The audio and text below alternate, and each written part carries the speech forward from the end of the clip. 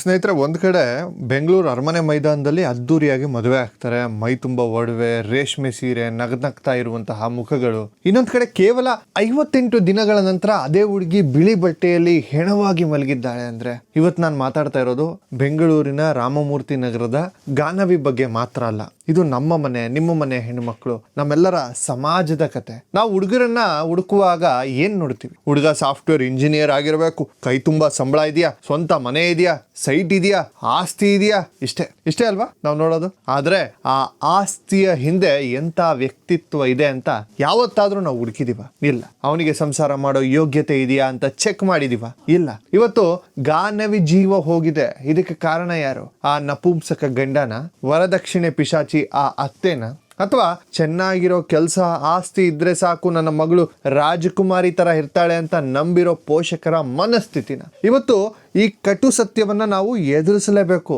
Welcome to the show. ಇದು ಬರೀ ಸುದ್ದಿ ಅಲ್ಲ, ಇದು ಎಚ್ಚರಿಕೆಯ ಗಂಟೆ. ನೋಡಿ ಏನಾಯ್ತು ಅಂತ ಒಂದು ಸ್ವಲ್ಪ ಸಂಕ್ಷಿಪ್ತವಾಗಿ ಹೇಳ್ಬಿಡ್ತೀನಿ. ನೀವೆಲ್ಲ ನೋಡಿರ್ತೀರಿ. ಅಕ್ಟೋಬರ್ 29ನೇ ತಾರೀಕು ಗಾನವಿ 26 ವರ್ಷದ ಹೆಣ್ಮಗಳು ಸೂರಜ್ ಅನ್ನುವಂತಹ ಖಾಸಗಿ ಕಂಪನಿಯ ಉದ್ಯೋಗಿಯನ್ನ ಮದುವೆ ಆಗ್ತಾರೆ. ಹುಡುಗ ನೋಡಕ್ಕೆ ಸ್ಮಾರ್ಟ್, ಒಳ್ಳೆ ಕೆಲಸ, BL ಲೇಔಟ್ ನಲ್ಲಿ ಒಳ್ಳೆ ಮನೆ. ಪೋಷಕರಿಗೆ ಇನ್ನೇನು ಬೇಕು ಹೇಳಿ, ತಮ್ಮ ಮಗಳನ್ನ ದಾರೆ ಹೆರೆದು ಕೊಟ್ರು. ಅಕ್ಟೋಬರ್ ನಲ್ಲಿ ಮದುವೆ ಕೂಡ ಆಯ್ತು. ನವೆಂಬರ್ 23ಕ್ಕೆ ಪ್ಯಾಲೇಸ್ ಗ್ರೌಂಡ್ ನಲ್ಲಿ 40 ಲಕ್ಷ ಖರ್ಚು ಮಾಡಿ ರಿಸೆಪ್ಷನ್ ಆಯ್ತಂತೆ. ಡಿಸೆಂಬರ್ ನಲ್ಲಿ ಶ್ರೀಲಂಕಾಗೆ ಹನಿಮೂನ್ ಹೋದ್ರಂತೆ. ಆದ್ರೆ ಆ ಹನಿಮೂನ್ ರೂಮ್ ನಲ್ಲಿ ನಡೆದಿದ್ದೇನು ಗೊತ್ತಾ? ಗಾನವಿ ಮನೆಯವರ ಪ್ರಕಾರ ಸೂರಜ್ ಹತ್ತಿರ ಗಂಡಸ್ತನ ಇರಲಿಲ್ಲವಂತೆ. ಇಂಪೋಟೆನ್ಸಿ ಅಲಿಗೇಷನ್. ಅವನು ಮದುವೆಯಾಗಿ 2 ತಿಂಗಳಾದ್ರೂ ಪತ್ನಿಯನ್ನು ಮುಟ್ಟಿರ್ಲಿಲ್ಲ. ಯಾವಾಗ ಗಾನವಿ ಇದನ್ನ ಪ್ರಶ್ನೆ ಮಾಡಿದ್ಲೋ ಅಲ್ಲಿ ಶುರುವಾಯಿತು ಅವಳಿಗೆ ನರಕ. ನಿನಗೆ ಬೇಕಿರೋದು ಸಿಗಲ್ಲ, ಸುಮ್ಮನೆ ಬಿದ್ದಿರೋ, ಇಲ್ಲ ಅಂದ್ರೆ ಸಾಯಿಸ್ತೀನಿ ಅನ್ನೋ ಬೆದರಿಕೆ. ಅವಮಾನ, ನೋವು ತಡೆಯಲಾರದೆ ಹನಿಮೂನ್ ಅರ್ಧಕ್ಕೆ ನಿಲ್ಲಿಸಿ ಬಂದ ಗಾನವಿ ಡಿಸೆಂಬರ್ 25ನೇ ತಾರೀಕು ನೇಣಿಗೆ ಶರಣಾದ್ಲು. ಇದು ಆತ್ಮಹತ್ಯೆನ?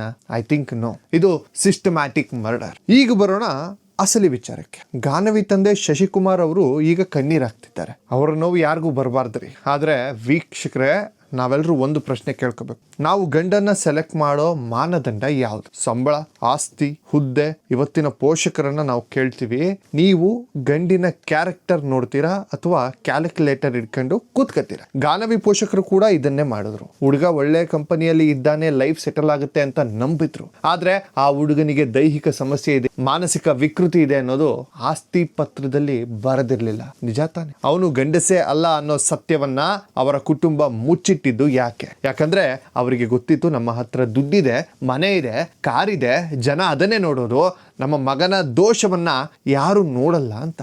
ನೋಡಿ, ಸಮಾಜ ಎಷ್ಟರ ಮಟ್ಟಿಗೆ ಹಾಳಾಗಿದೆ ಅಂದ್ರೆ, ಒಬ್ಬ ವ್ಯಕ್ತಿ ಒಳ್ಳೆಯವನ ಕೆಟ್ಟವನ ಅನ್ನೋದು ಮುಖ್ಯ ಅಲ್ಲ, ಅವನ ಅಕೌಂಟಲ್ಲಿ ಎಷ್ಟು ಝೀರೋ ಇದೆ ಅನ್ನೋದು ಮುಖ್ಯ ಆಗುತ್ತೆ. ನಾನು ಇವತ್ತಿನ ಯುವ ಪೀಳಿಗೆಗೆ ಮತ್ತು ಹೆಣ್ಣು ಮಕ್ಕಳ ಪೋಷಕರಿಗೆ ಒಂದು ಮಾತು ಹೇಳ್ತೀನಿ, ದಯವಿಟ್ಟು ಕೇಳಿಸ್ಕೊಳ್ಳಿ. ನನ್ನ ಮಗಳು ಕಾರಲ್ಲಿ ಓಡಾಡಬೇಕು, ಬಂಗ್ಲೆಯಲ್ಲಿ ಇರಬೇಕು ಅನ್ನೋ ಆಸೆ ತಪ್ಪಲ್ಲ. ಆದ್ರೆ ಗಂಡ ರಾಕ್ಷಸ ಆದ್ರೂ ಪರವಾಗಿಲ್ಲ, ಶ್ರೀಮಂತನಾಗಿದ್ರೆ ಸಾಕು ಅನ್ನೋದು ಮೂರ್ಖತನ. ಸ್ವಲ್ಪ ಯೋಚನೆ ಮಾಡಿ.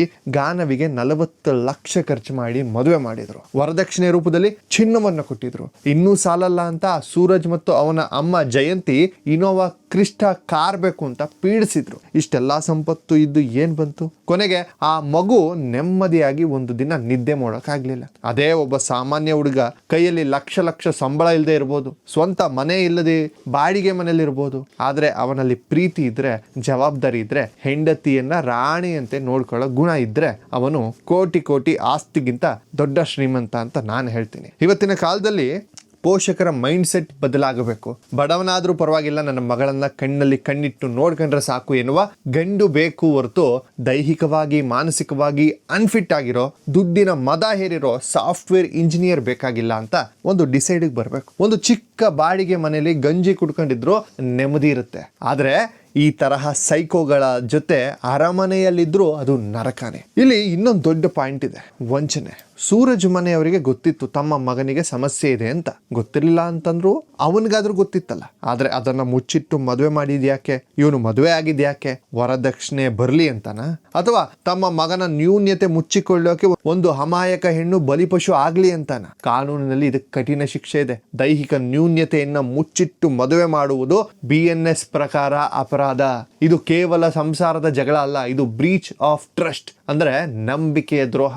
ಈಗ ಸೂರಜ್ ಸೂರಜ್ ಅವನ ಅಣ್ಣ ಎಲ್ಲರೂ ಓಡೋಗಿದ್ದಾರೆ, ಅಪ್ಸ್ಕೊಂಡಾಗಿದ್ದಾರೆ. ಗಾನವಿ ಬಾಡಿ ಮನೆ ಮುಂದೆ ಇಟ್ಟು ಪ್ರೊಟೆಸ್ಟ್ ಮಾಡಿದ್ರು, ಅವ್ರು ಬರ್ಲಿಲ್ಲ. ಯಾಕೆ? ತಪ್ಪಿತಸ್ಥ ಮನಸ್ಥಿತಿ, ಗಿಲ್ಟಿ ಫೀಲಿಂಗ್. ಪೊಲೀಸರೇ, ಇವರನ್ನ ಸುಮ್ಮನೆ ಬಿಡಬೇಡಿ. ಸರ್ಕಾರ ಇವರನ್ನ ಸುಮ್ಮನೆ ಬಿಡಬಾರ್ದು. ಇದು ಕೇವಲ ಒಬ್ಬ ಗಾನವಿಗೆ ಆದ ಅನ್ಯಾಯ ಅಲ್ಲ, ದುಡ್ಡು ಅಂತಸ್ತು ನೋಡಿ ಮೋಸ ಹೋಗ್ತಿರೋ ಸಾವಿರಾರು ಪೋಷಕರಿಗೆ ಇದು ಪಾಠ ಆಗಬೇಕು. ಕೊನೆಯದಾಗಿ ಗಾನವಿ ಪೋಷಕರೇ, ನಿಮ್ಮ ನೋವು ನನಗೆ ಅರ್ಥ ಆಗ್ತಾ ಇದೆ. ಆದ್ರೆ ಸಮಾಜಕ್ಕೆ ನೀವು ಒಂದು ಸಂದೇಶವನ್ನ ಪರೋಕ್ಷವಾಗಿ ಕೊಟ್ಟಿದ್ದೀರಿ. ಅದ್ದೂರಿ ಮದುವೆ ಬೇಡ, ಅನ್ಯೋನ್ಯವಾದ ಜೀವನ ಬೇಕು ಅಂತ. ವೀಕ್ಷಕರೇ, ನಿಮ್ಮ ಮನೆಯಲ್ಲೂ ಮದುವೆ ವಯಸ್ಸಿಗೆ ಬಂದ ಹೆಣ್ಣು ಮಕ್ಕಳಿರ್ಬೋದು, ನೀವು ಗಂಡು ಹುಡುಕ್ತಾ ಇರ್ಬೋದು. ದಯವಿಟ್ಟು ಬಯೋಡೇಟಾ ನೋಡಬೇಡಿ, ಮನುಷ್ಯನನ್ನ ನೋಡಿ, ಇಂದು ಮುಂದೆ ವಿಚಾರಿಸಿ, ಗೊತ್ತಿರೋರನ್ನ ತಿಳ್ಕೊಳ್ಳಿ. ಪ್ಯಾಕೇಜ್ ನೋಡಬೇಡಿ, ವರ್ತನೆಯನ್ನ ನೋಡಿ. ಇವತ್ತು ಗಾನವಿ ಇಲ್ಲ, ಆದರೆ ಆಕೆ ಸಾವು ವ್ಯರ್ಥ ಆಗಬಾರ್ದು. ಆ ನರಹಂತಕ ಸೂರಜ್ಗೆ ಶಿಕ್ಷೆ ಆಗಲೇಬೇಕು. ಈ ವಿಡಿಯೋನ ಪ್ರತಿಯೊಬ್ಬ ಪೋಷಕರಿಗೂ ತಲುಪಿಸಿ. ಯಾಕಂದ್ರೆ ಇನ್ನೊಬ್ಬಳು ಗಾನವಿ ಈ ರೀತಿ ಬಲಿಯಾಗಬಾರ್ದು. ಶ್ರೀಮಂತಿಕೆಗಿಂತ ನೆಮ್ಮದಿ ಮುಖ್ಯ ಅನ್ನೋದು ಪ್ರತಿಯೊಬ್ಬರಿಗೂ ಅರ್ಥ ಆಗ್ಲಿ. ನಿಮ್ಗೇನನ್ಸುತ್ತೆ? ಇವತ್ತಿನ ದಿನಗಳಲ್ಲಿ ಮದುವೆ ಅಂದ್ರೆ ಬರೀ ಬಿಸ್ನೆಸ್ ಆಗೋಗಿದ್ಯಾ? ಒಳ್ಳೆ ಗುಣ ಇರೋ ಬಡವನನ್ನ ಮದುವೆ ಆಗೋ ಧೈರ್ಯ ಇವತ್ತಿನ ಹೆಣ್ಣು ಮಕ್ಕಳಿಗೆ, ಪೋಷಕರಿಗೆ ಇಲ್ವಾ? ಕಮೆಂಟ್ ಮಾಡಿ ತಿಳಿಸಿ. ನ್ಯಾಯಕ್ಕಾಗಿ ಒಂದಾಗಿ. Justice for Ganavi. ನಮಸ್ಕಾರ. ಜೈ ಹಿಂದ್, ಜೈ ಕರ್ನಾಟಕ.